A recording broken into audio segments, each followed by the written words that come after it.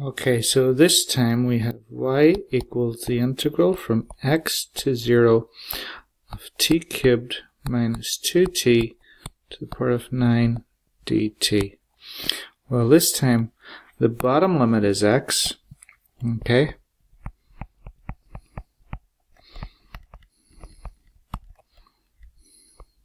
Or maybe just x, okay, because that's important.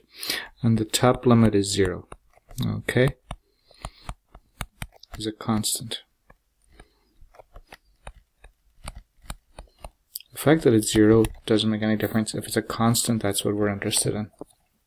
Okay, when that scenario occurs, so when the bottom limit is x and the top limit is a constant, we find the derivative by plugging x in for the dummy variable again. So wherever you have the dummy variable, plug in x. So that'll be x cubed minus 2x to the power of 9.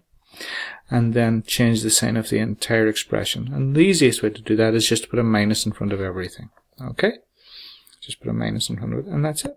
Okay, all done. Just plug in x for the dummy variable, put a minus in front of the whole thing. The minus is required when x is the bottom limit and the top limit is a constant.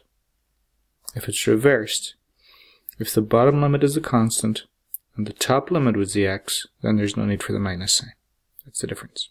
Okay, so look to see, do you have an x and a constant? If you do, then just plug in the x, but if the x was on the bottom, make sure you make the whole thing negative, or at least change the sign of the whole thing. Okay, hope that's clear. Thanks.